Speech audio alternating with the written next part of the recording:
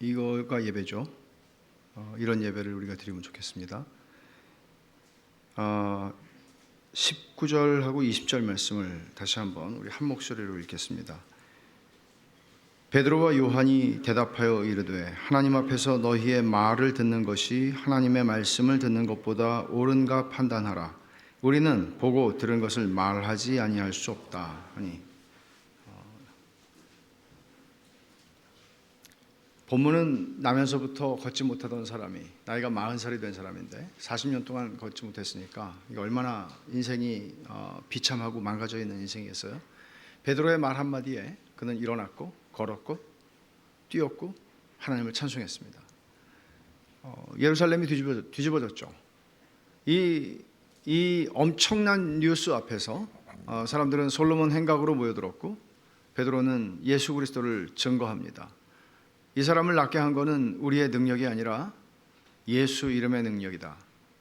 너희가 몇 달 전에 십자가에 못 박아 죽인 예수 이름의 능력으로 이 사람이 지금 이렇게 나음을 입었다 하면서 예수 그리스도를 증거합니다. 근데 여기서 끝나지 않아요. 이제 어떤 사건이 일어납니까? 설교를 하고 있는데 설교가 중단이 돼요. 1절을 보면 사도들이 백성에게 말할 때 설교를 하고 있습니다. 베드로와 요한이 지금 설교를 하고 있어요. 근데 제사장들과 성전 맡은 자와 사두개인들이 갑자기 들이닥칩니다. 우리는 오늘 이 본문을 통해서 우리가 보게 되는 것은 교회가 예수의 증인이라고 하는 정체성을 가지고 있는데 어떻게 우리는 예수의 증인으로서 세상에 예수를 증거하는가 하는 것에 관한 굉장히 중요한 내용을 담고 있습니다.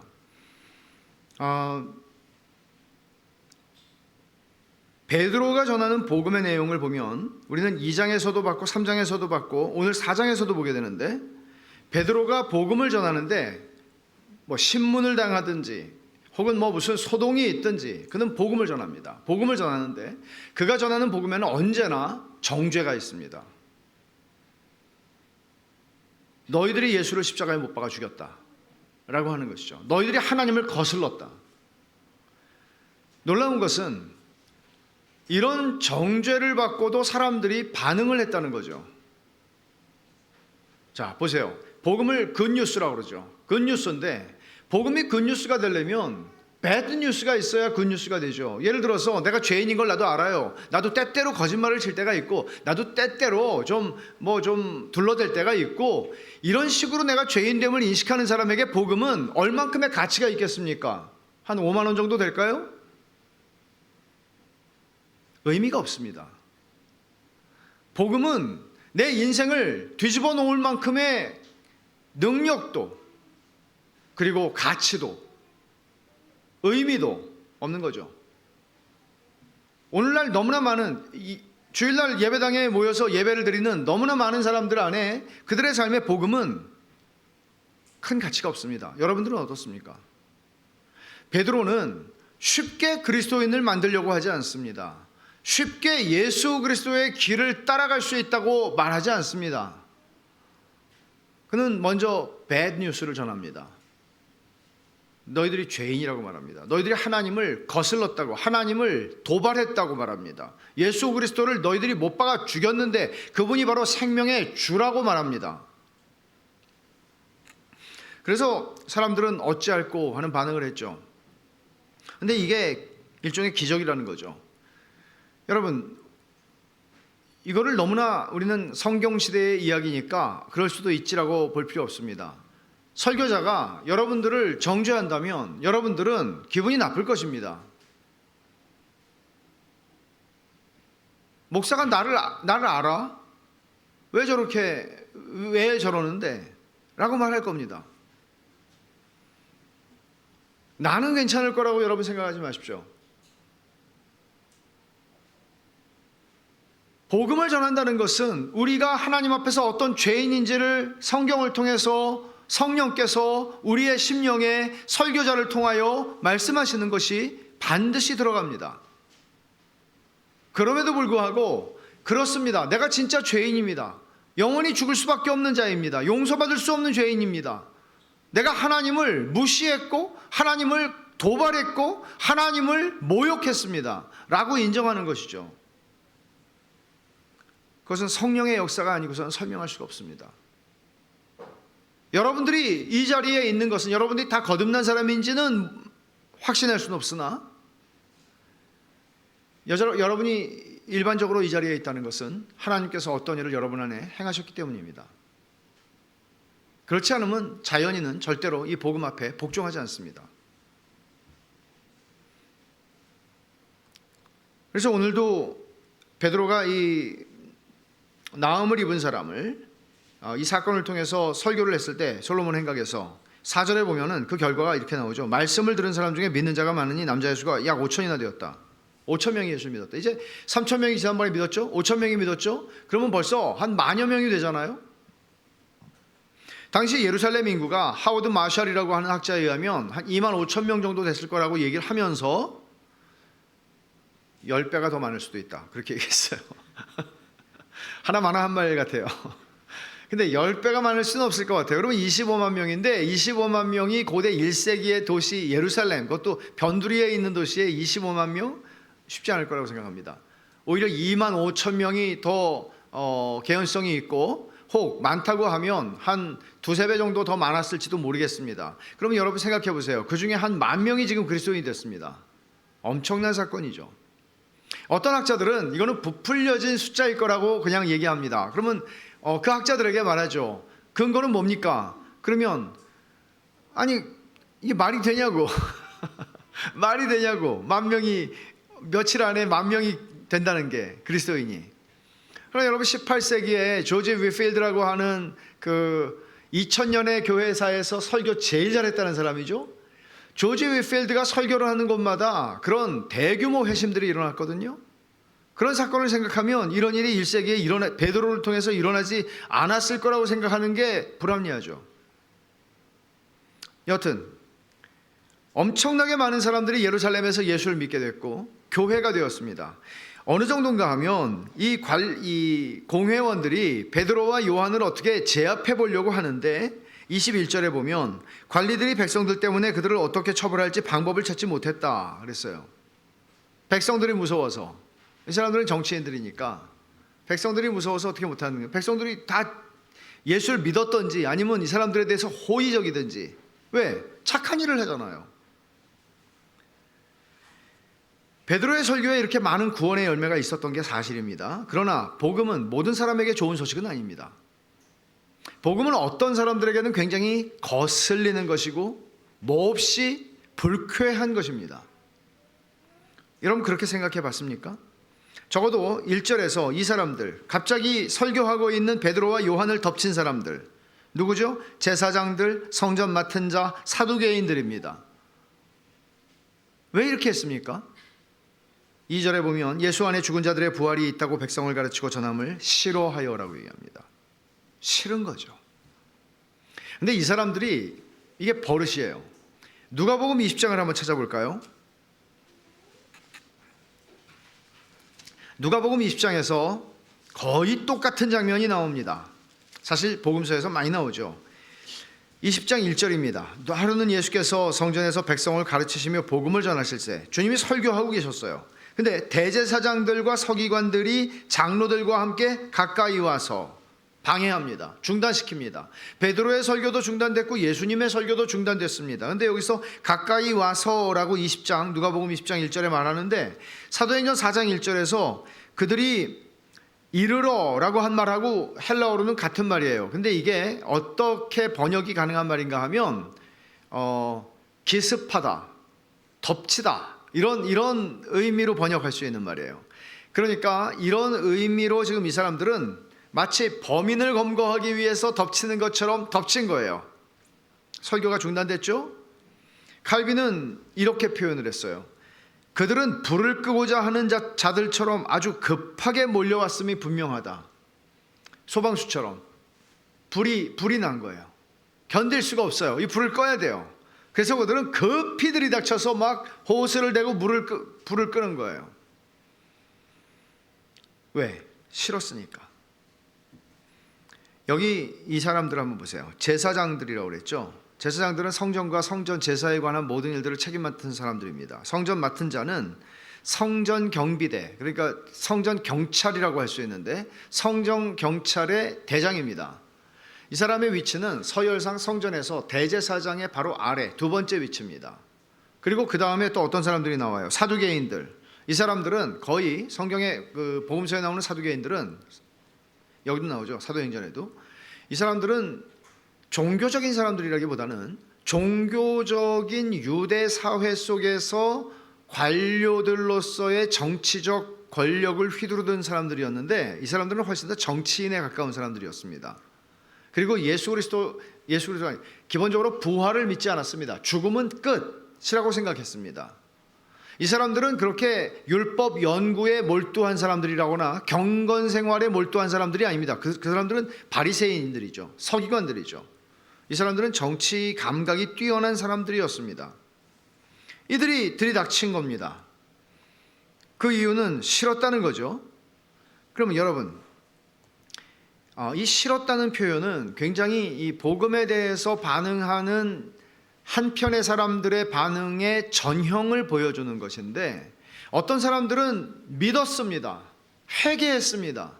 그리고 예수 그리스도를 믿고 하나님의 자녀가 됐습니다. 똑같은 복음을 들었는데 어떤 사람들은 견딜 수가 없도록 싫어합니다. 그래서 그들이 가지고 있는 힘을 사용해서 이 설교를 못하도록 막아버립니다. 불을 꺼버립니다. 이게 단순히 이해가 되지 않는다거나, 복음이 이해가 되지 않는다거나, 또는 납득할 수 없다거나 하는 그런 지적인 문제가 아닙니다. 이것은 마음의 문제이고 영의 문제입니다. 예수님께서 보리떡 5개와 물고기 2마리를 가지고 5,000명을 먹이신 적이 있죠. 저는 복음서 전체를 통해서 이들보다 더 열광적으로 주님을 원했던 사람들을 보지 못합니다. 그렇게 먹은 사람들이 아침에 일어나 보니 예수님이 없는 거예요. 그 전날 그들은 그런 엄청난 기적을 보고, 야, 이 사람만 잡으면, 이 사람을 우리 왕으로 삼으면 우리는 일평생 먹고 사는 거는 걱정이 없겠구나, 우리의 경제 문제를 완벽하게 해결해 줄 수 있는 메시아구나 라고 생각을 해서 예수님을 왕으로 삼으려고 했습니다.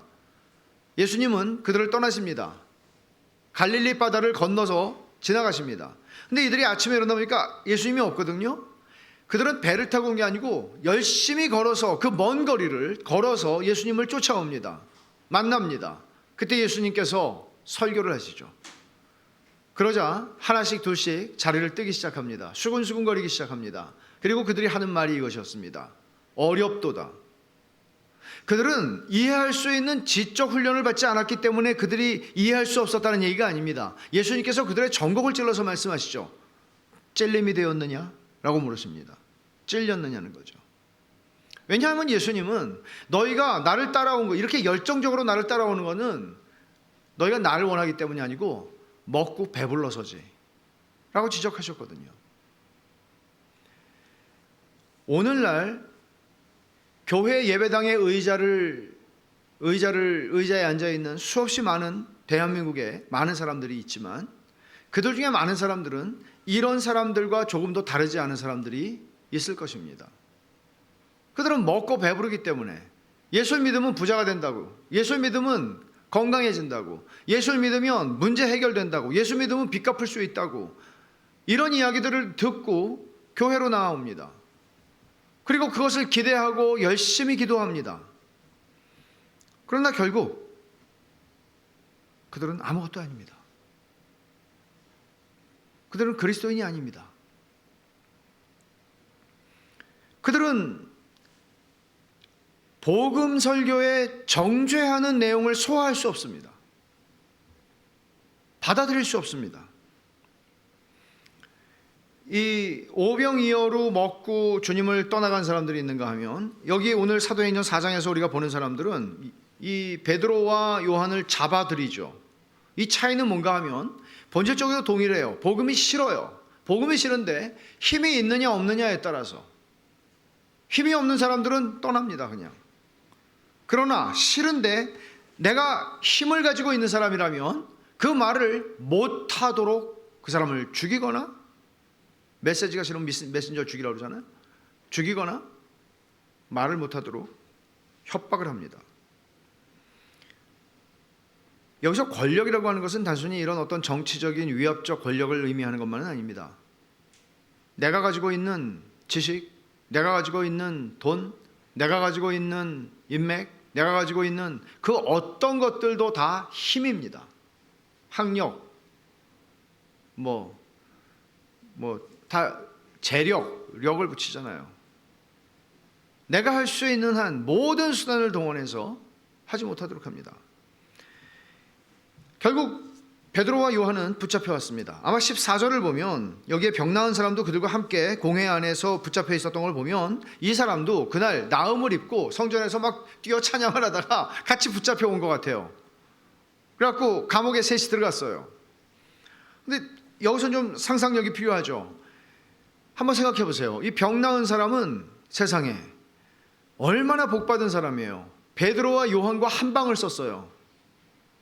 호텔의 스위트는 아니지만 한 방을 썼어요. 일단은 한 방을 썼어요.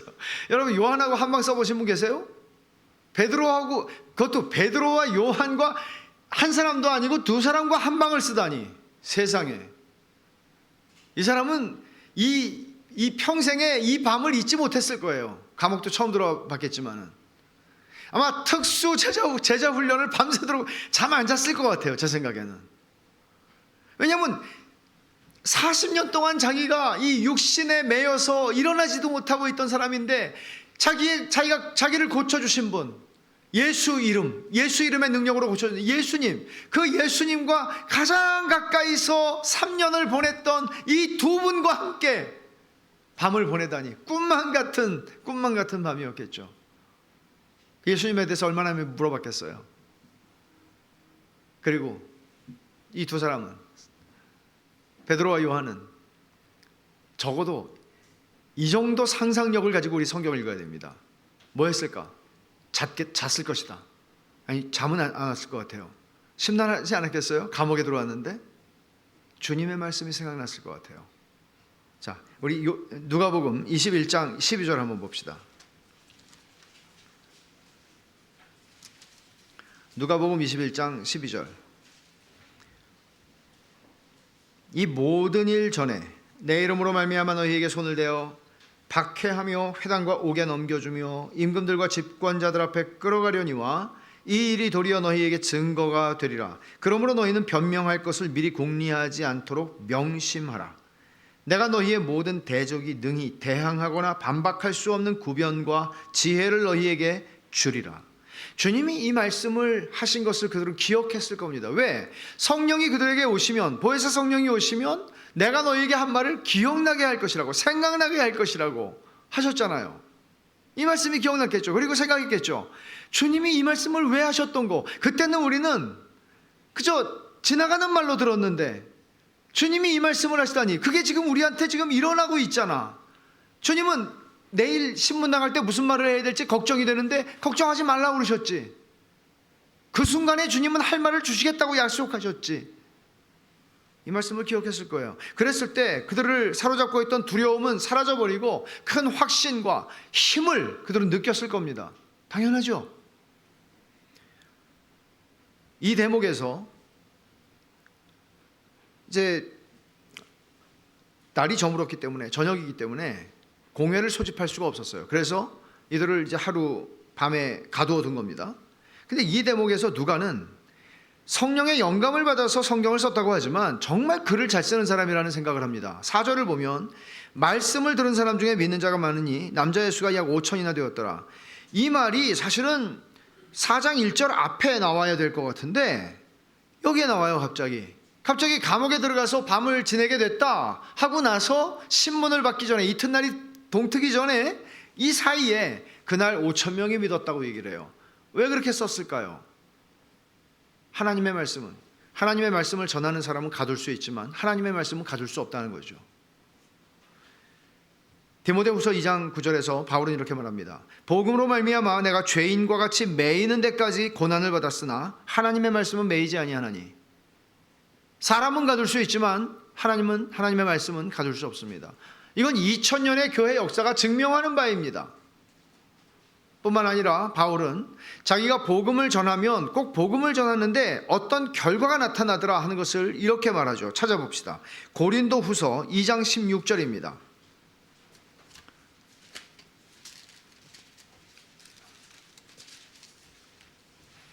이 사람에게는 사망으로부터 사망에 이르는 냄새요, 저 사람에게는 생명으로부터 생명에 이르는 냄새라. 누가 이 일을 감당하리요?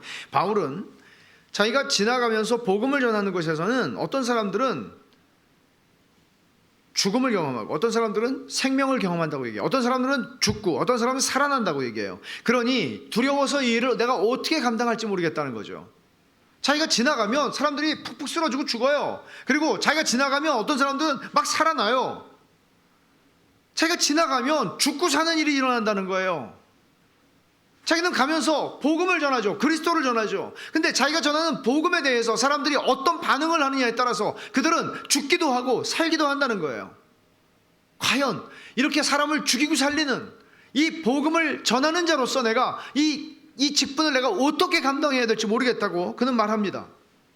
동일한 복음을 전하는데 어떤 사람에게는 생명수를 물총을 쏴준 게 아니고 어떤 사람들에게는 죽음의 독화살을 쏜 게 아니에요. 바울은 동일한 복음을 전해요. 근데 그 복음에 대해서 어떤 사람들은 복음을 맞고 죽어요. 어떤 사람들은 복음을 맞고 살아나요. 동일한 복음을 듣고. 이것은 배우고 못 배우고의 차이가 아닙니다.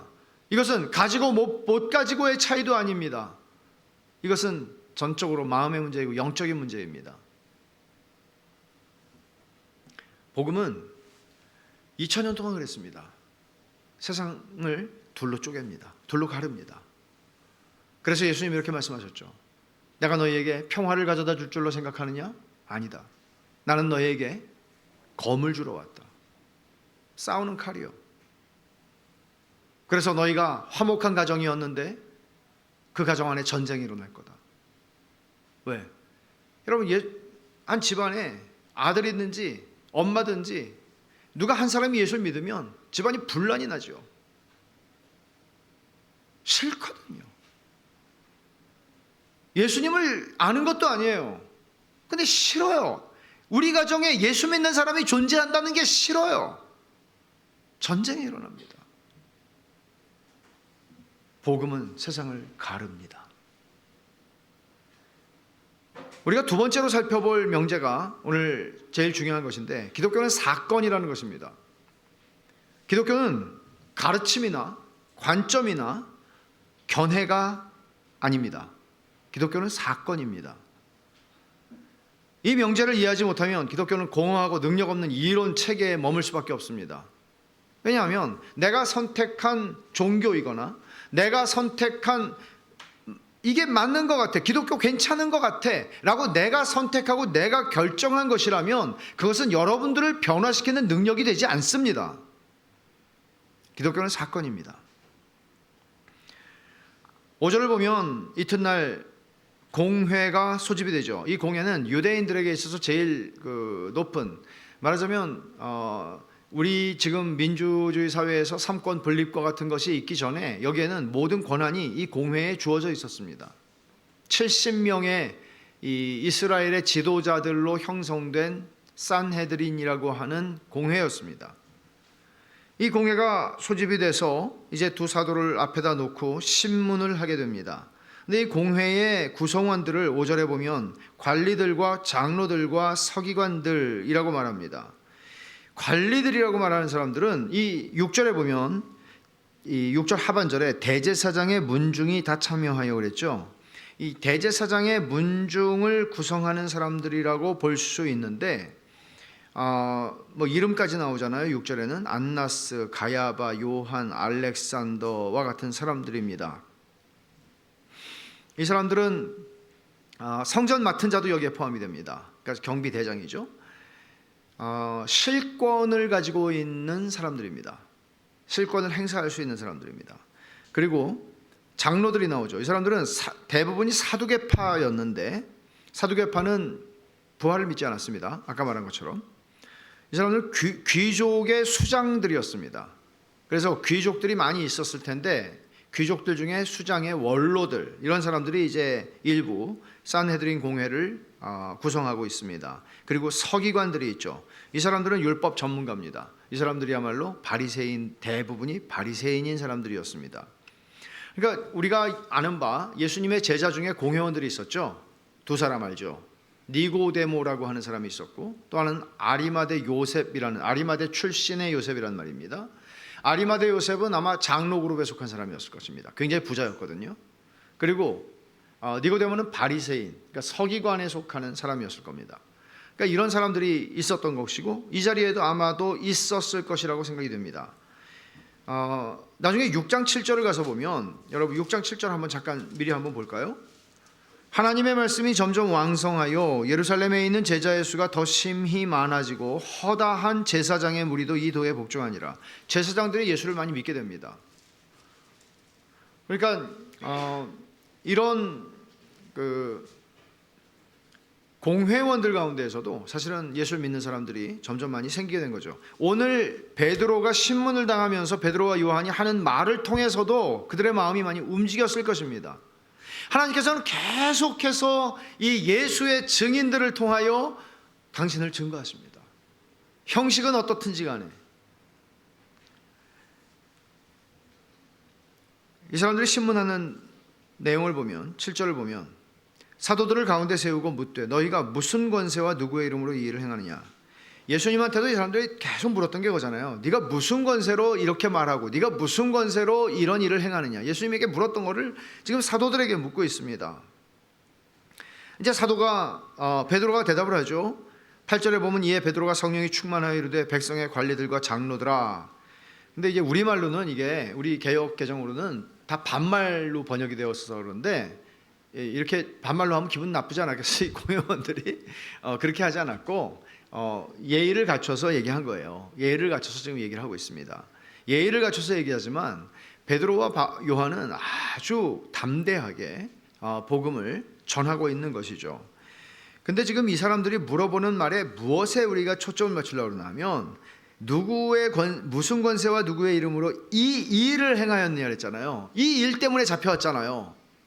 그러니까 이 일을 설명해봐. 이게 누구의 권세야? 누구의 이름으로 한 거야? 라는 거죠. 그러니까 베드로가 이 일을 물고 와서 그대로 대답을 하는데, 그게 9절이에요. 만일 병자에게 행한 착한 일에 대하여 이 사람이 어떻게 구원을 받았느냐고 오늘 우리에게 묻는다면, 질문한다면 이라고 말하죠. 착한 일이라고 대답을 해요. 이 일이 뭐 어떻게 된 일이야? 그러자 베드로가 말하죠. 병자에게 행한 이 착한 일, 이거 설명하라고. 그러니까 이런 거예요. 이 사람들의 양심을 지금 찌르고 있는 거예요. 야, 우리가 한 건 착한 일밖에 없어. 40년 동안 정말 사는 건지 죽은 건지 모를 만큼 절망적으로 인생을 살았던 한 사람을 고쳐준 거야. 근데 너희들은 이 착한 일 때문에 우리를 잡았고 하루를 지금 감옥에 놔뒀고 지금 이 착한 일에 대해 설명하라고 지금 우리를 죄수 다루듯이 신문하고 있어 라고 얘기하는 거죠. 그렇지만 이들의 마음은 얼마나 굳어 있는지 요지부동입니다.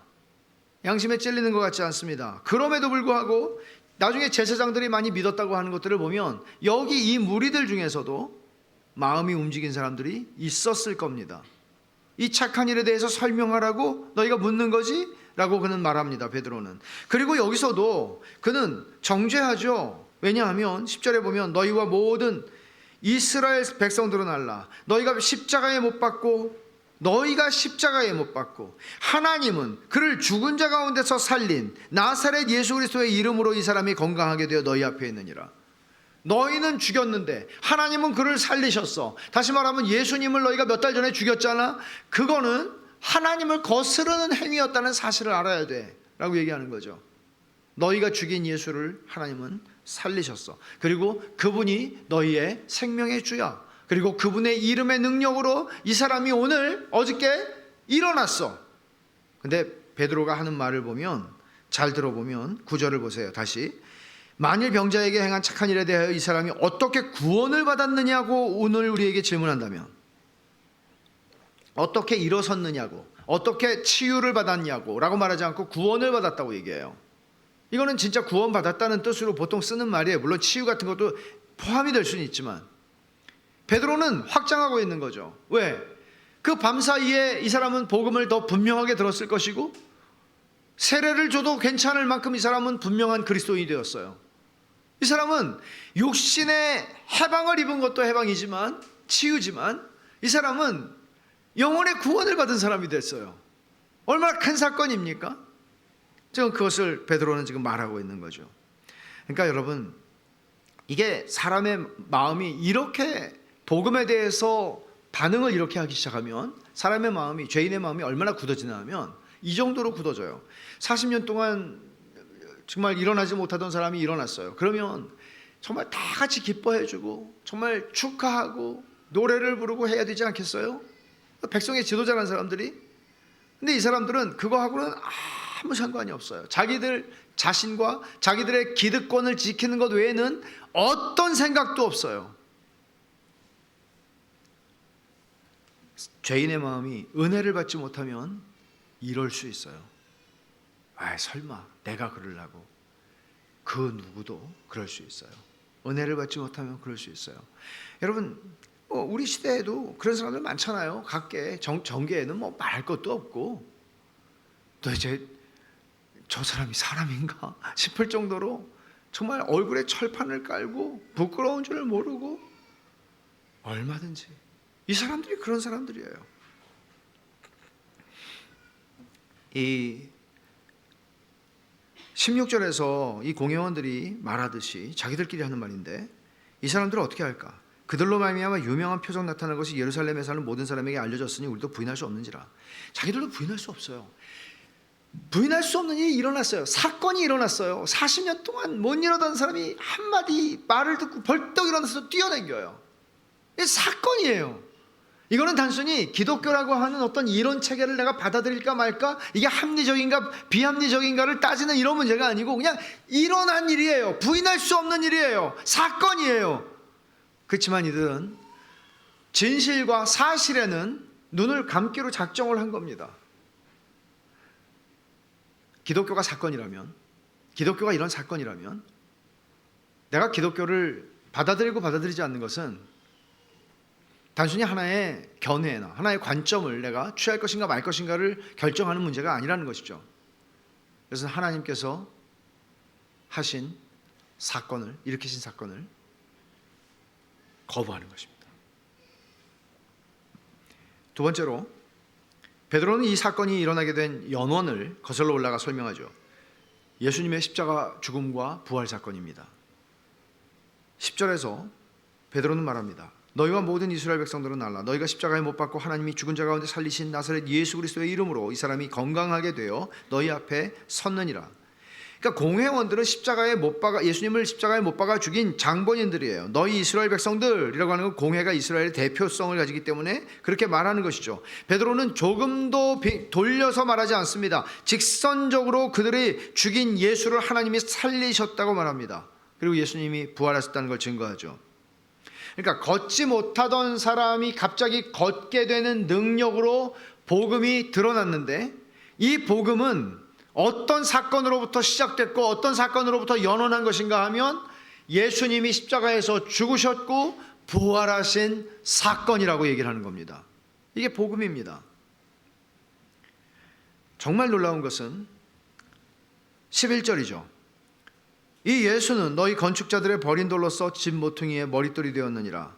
아니, 베드로가 시편 118편 22절을 지금 인용하고 있는 거예요. 그러니까 진짜 이 공회원들이 놀란 거는 뭔가 하면 이 사람들도 가물가물한 것, 서기관들은 아마 알았을 거예요, 다.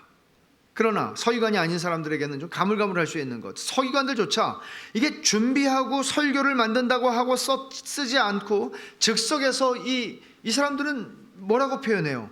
여러분 13절을 보면 그들을 본래 학문 없는 범인으로 알았다가 라고 말하죠.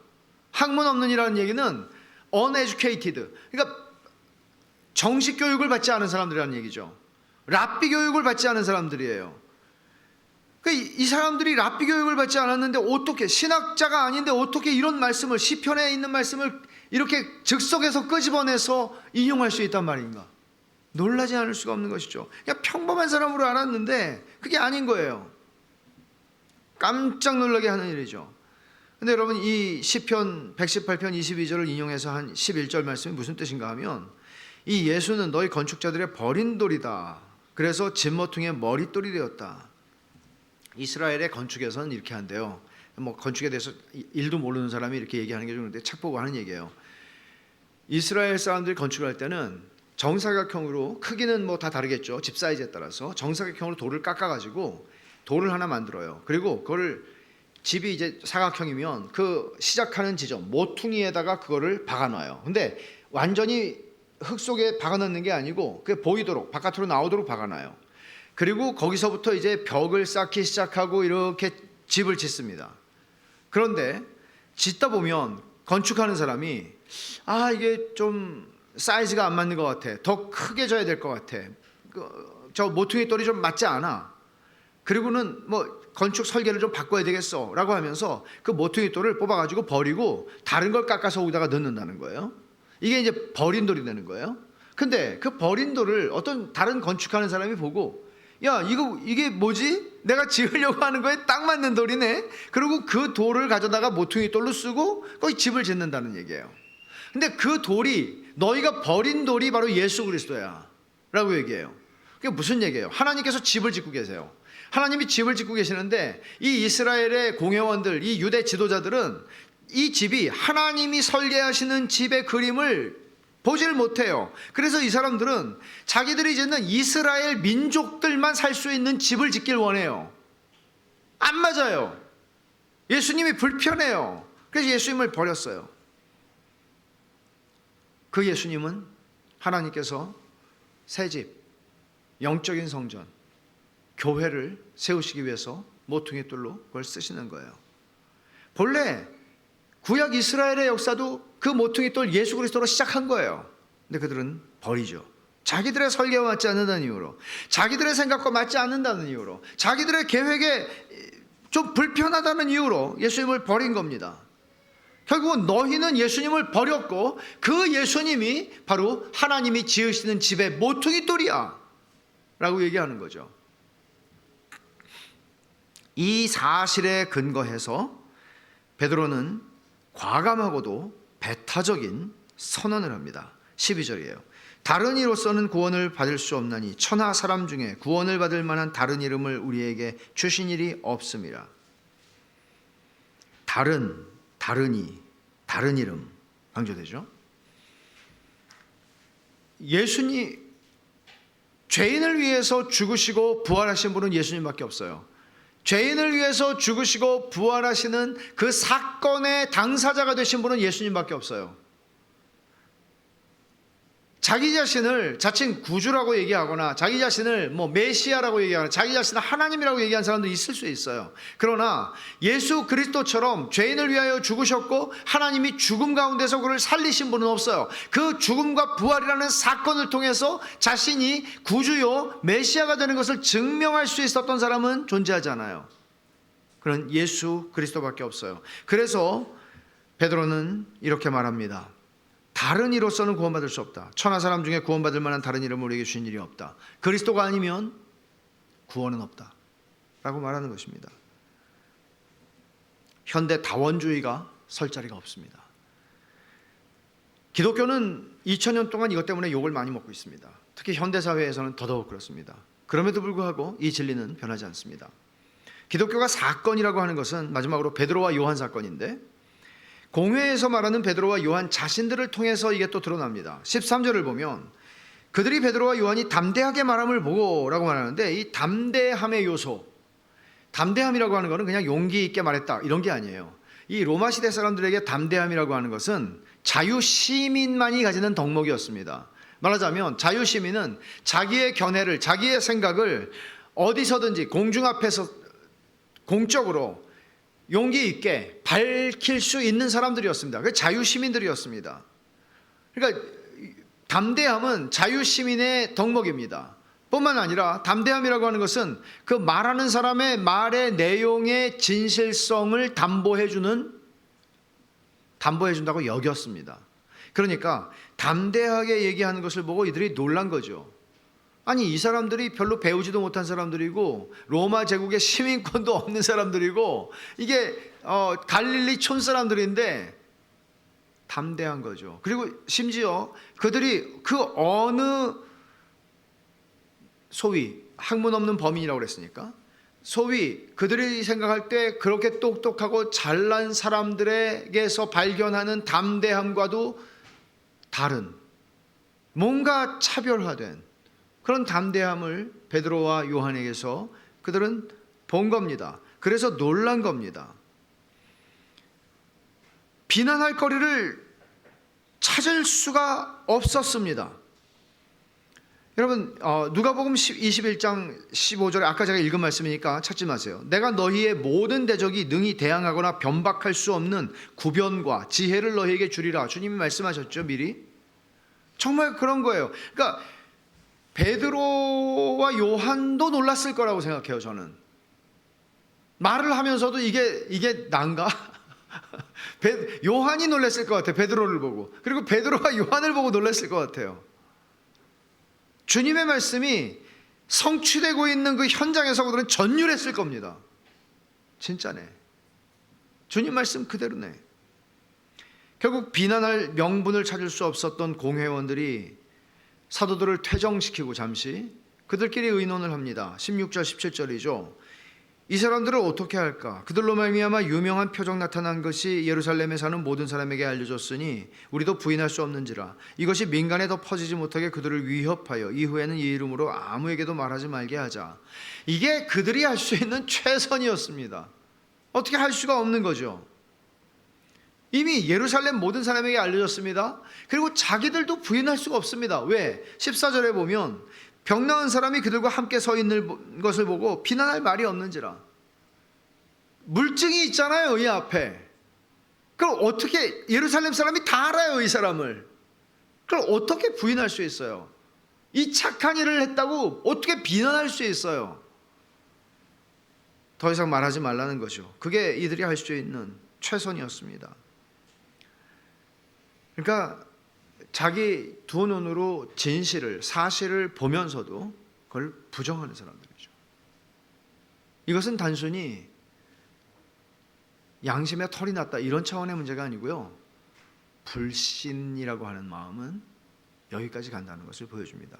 이런 면에서 저는 우리가 사업을 하든지 혹은 어떤 직업 정치인이든지 혹은 등등 어떤 자리에 있을 때 적어도 그리스도인은 성령이 그 안에 내주하시는 그리스도인은 이렇게 악하고 미련하고 사실과 진실 따위에는 관심이 없고 그저 자기의 기득권을 지키기 위하여 허튼 소리를 할 수 있는 그런 사람은 적어도 그리스도인일 수 없습니다. 저는 사람이 한 번 실수할 수 있다 생각합니다. 두 번도 실수할 수 있습니다. 그러나 지속적으로 그런 자리에 있을 수는 없습니다. 그리스도인은 그렇게 하지 않습니다. 오늘 본문이 보여주는 것은 베드로와 요한이 그랬다 하는 게 아닙니다. 베드로와 요한은 그 사건을 경험한 사람들이었기 때문입니다. 그리스도인이었기 때문입니다. 여러분, 이 유대에 똑똑하다는 사람이 70명이 다 모여있는 제일 잘났다는 사람들이 모여있는 이 공회에서 이 제대로 학문을 제대로 정식 교육을 받지 못한 이 두 사람을 이겨내지 못합니다. 당해내지 못합니다. 결국은 그들은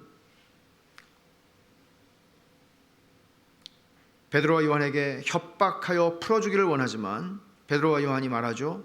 19절에 하나님 앞에서 너희의 말을 듣는 것이 하나님의 말씀을 듣는 것보다 옳은가 판단하라. 우리는 보고 들은 것을 말하지 아니할 수 없다. 담대함의 절정이죠. 아니 어떻게 이렇게까지 사람이 말할 수 있지? 예수님이 몇 달 전에 이 공회에서 신문을 당하시다가 그날로 십자가에 죽으신 걸 봤는데 얼마나 떨리겠어요 여러분. 생각해 보세요. 그걸 자기들이 몇 달 전에 봤어요. 근데 자기들이 지금 그 자리에 있잖아요. 근데 이렇게 말할 수 있어요? 그냥 협박해서 나가라고 그러면 아이고 땡큐 그리고 나가면 되는데 그리고 또 전하면 되잖아요. 근데 말해요. 우리가 보고 들은 것을 말하지 않을 수 없다고. 기독교는 사건입니다. 이것은 도대체 이 베드로와 요한의 담대함을 어떻게 설명할 수 있습니까? 8절을 보면 그 설명이 나오죠. 그 열쇠가 있어요. 이에 베드로가 성령이 충만하여 이르되 라고 말했습니다. 이게 베드로가 말을 하기 시작할 때 누가가 써놓은 것이에요. 성령의 영감으로. 그러니까 베드로가 갑자기 똑똑해졌다고 말하는 게 아니고 성령이 충만해서 베드로가 이렇게 말했다고 얘기하는 거예요. 성령이 충만해서 그는 이렇게 담대했다고. 겁쟁이가 이렇게 담대해진 이유는 뭐지? 성령이 충만해서. 이 사람이 그렇게 뭐 아주 논리적으로 조리 있게 잘 말하는 사람이 아닌데, 뭐 당시에 수사학을 배웠다든지 또는 웅변을 배웠다든지 그런 사람이 아닌데, 이 사람은 수사학을 배운 그 어떤 사람보다도 놀랍게 말을 하고 있잖아요. 성령이 충만해요. 성령께서 그 일을 하신 거예요. 말하자면 주님께서도 누가복음 12장에서도 이렇게 말씀하셨어요. 사람이 너희를 회당이나 위정자나 권세 있는 자 앞에 끌고 가거든 어떻게 무엇으로 대답하며 무엇으로 말할까 염려하지 말라. 마땅히 할 말을 성령이 곧 그때에 너희에게 가르치시리라. 성령이 가르치시리라. 그걸 경험하잖아요 지금. 여러분, 기독교는 사건이에요. 이 베드로와 요한을 어떻게 설명하겠어요? 이 공회원들만 헷갈린 게 아니라 누가 설명할 수 있어요? 설명이 아니라 그냥 하나의 이 열쇠죠. 성령이 충만해서 그랬다. 그 이상 어떻게 설명해요? 말하자면 이 베드로와 요한의 변화는 그 사건 자체인 거예요. 부인할 수 없는 거예요. 병 나은 사람, 40년 동안 걷지 못하다가 병 나은 사람뿐만 아니라 이 베드로와 요한, 며칠 전에 한두 달 전에 예수님이 십자가에 죽으실 때 그게 무서워서 3번이나 부인했던 사람, 이 사람이 지금 공회 앞에서 이렇게 담대하게 예수 그리스도를 증거하고 있는 겁니다. 성령 충만을 통해서 드러난 변화의 사건 자체로 그는, 그러니까 메신저예요. 예수 그리스도의 증인이에요. 증인인데 메신저인데 사실은 그 자체, 그 사람 자체가 메시지가 되는 거예요. 이게 성령께서 신자들을 통하여 이 세상 속에, 교회를 통하여 이 세상 속에 하시는 일입니다. 우리는 메신저이자 메시지 자체입니다. 우리를 보고 그들은 메시지를 얻습니다.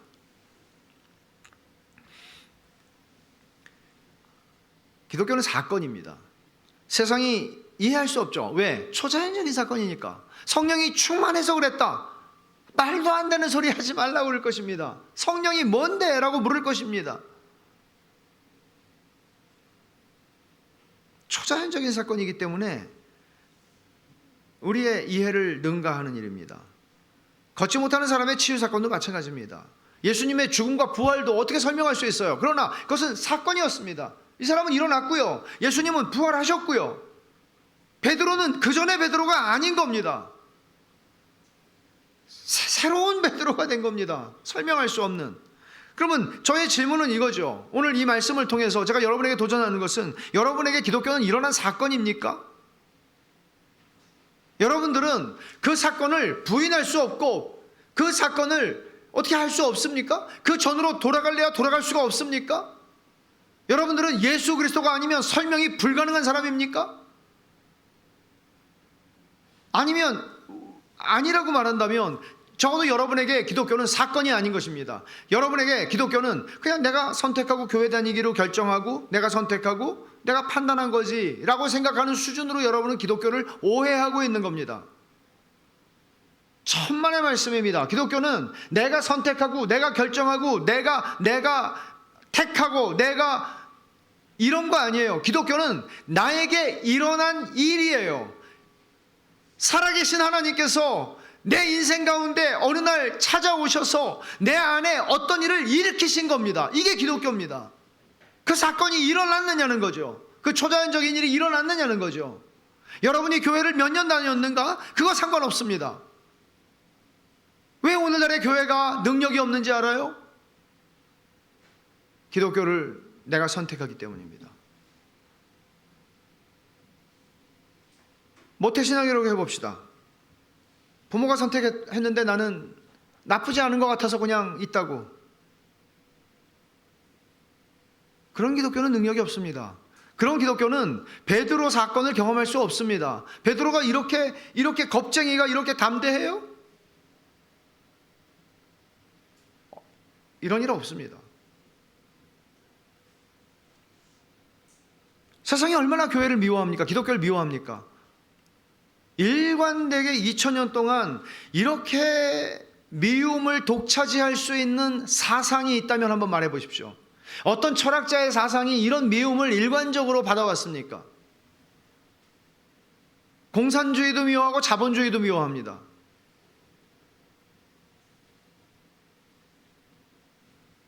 이 많은 반대와 저항과 박해와 공격 속에서 역사의 뒤안길로 사라지지 않고 지금까지 존재하는 이유가 뭘까요? 그것은 사상이 아니기 때문입니다. 이론이 아니기 때문에. 이론이라면 진작 없어졌어야죠. 그것은 부인할 수 없는 사건이기 때문입니다. 예수 그리스도가 다시 사신 것은 사건입니다. 복음은 사건입니다. 기독교는 사건입니다. 그리고 여러분 안에 일어난 사건입니다. 이것이 기독교입니다. 그래서 부인할 수 없습니다. 그 전으로 돌아갈 수 없습니다. 분명하게 내가 이성적으로 합리적으로 완벽하게 설명해낼 수는 없어요. 그렇지만 그 일은 일어났어요, 내 안에. 예수님의 증인은 그래서 입으로만 증거하는 사람이 아닙니다. 그들은 삶의 변화를 통해 예수 이름의 능력을 말합니다. 보여줍니다. 보여주는 사람들입니다. 예수 사건이 내 인생에 일어났다고. 기독교는 사람에게 달린 게 아니죠. 내 삶에 일어난 능력이고 내 삶에 작동하는 힘입니다. 내 본성을 거스릅니다. 그래서 이거는 내가 아니지, 이건 성령께서 하시는 거지 라고 밖에는 말할 수 없습니다. 기독교는 여러분이 동의하고 선택하고 결정하는 어떤 것 아닙니다. 초자연적으로 하나님께서 나를 낳으시고 나를 기르시는 것입니다. 그 능력이 우리를 예수의 증인이 되게 하고, 베드로가 말한 것처럼 우리는 보고 들은 것을 말하지 않을 수 없다. 예수의 증인으로 살아가게 하고 예수의 증인으로서의 정체성을 가지고 교회가 되게 하는 것입니다. 같이 기도합시다.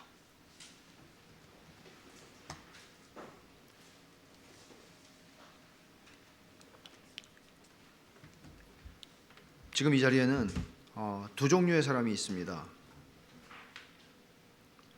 어떤 사람들은 그 사건을 경험한 사람들입니다. 그 사건이 내 인생에서 일어났다고 말할 수 있는 사람들입니다. 그러나 또 어떤 사람들은 진짜 기독교가 사건이라면 내 인생에는 아직 그 일이 일어난 것 같지는 않아 라고 정직하게 말할 수밖에 없는 사람들도 있을지 모르겠습니다. 제가 여러분들을 판단할 수는 없지만 여러분들은 오늘 이 말씀을 듣고 자기 자신에게 질문해야 합니다. 용감하게. 나에게는 그런 사건이 일어났나? 아니면 나는 지금까지 기독교를 내가 선택하고 내가 판단하고 내가 결정한, 내가 선택한 종교라고 생각했지 그 이상도 그 이하도 아니었다고 생각했다면 여러분이 그리스도인이라고 믿지 마십시오. 의심하십시오. 기독교는 하나님께서 초자연적인 힘으로 나에게 찾아오신 것입니다.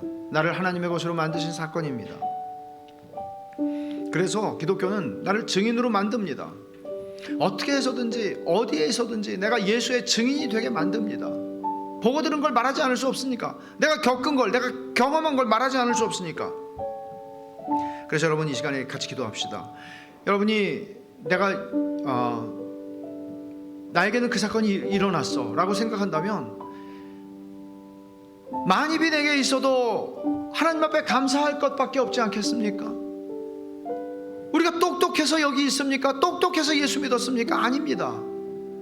그 일이 일어났다면 세상에 내 평생에 만입이 있어도 내가 다 감사할 수 없습니다. 감사하십시오. 그러나 그 사건이 내게 일어나지 않았다고 여러분들이 정직하게 그렇게 느끼신다면 그 사건이 내게 일어나기를 원한다고 구하십시오. 정말 내가 그걸 원한다고 하나님 앞에 간절히 구하십시오. 내게 오는 자를 쫓아내지 않겠다고 주님은 약속하셨잖아요. 기도하십시오. 같이 한번 기도하겠습니다. 하나님 아버지 감사합니다. 저희들에게 하나님께서 주신 이 말씀대로 기독교는 사건입니다. 복음은 사건입니다. 하나님 아버지 제 인생 가운데 찾아오셔서 하나님 아버지 저를 제 인생을 하나님의 것으로 삼아주셔서 감사합니다. 아버지 하나님 저의 평생에 사는 동안에 하나님 앞에 감사하며 하나님의 그 능력을 힘입어 살며 하나님께서 초자연적으로 임하시고 역사하셔서 저를 예수님의 증인으로 삼으시고 하나님 아버지 가는 곳마다 예수를 증거하게 하시고 아버지 하나님이 이것을 기쁨으로 삼게 하여 주셔서 하나님 아버지 제 삶의 전부가 되어 주시는 하나님을 예배하고 그 하나님께서 내 입에 주신 찬송으로 하나님을 찬송하게 하여 주시옵소서. 오 하나님 이 자리에는 아직도 그 사건이 일어나지 아니한 사랑하는 이들이 있습니다.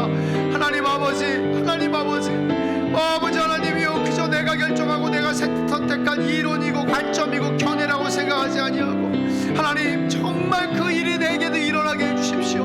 하나님 내 인생 가운데 아버지 하나님의 초자연적인 능력으로 찾아와 주십시오. 그렇게 주님 기도하게 하시고 간절히 구할 때 하나님 아버지께서 오늘 우리 가운데 찾아오시고 역사하시는 은혜를 힘입게 하여 주시옵소서.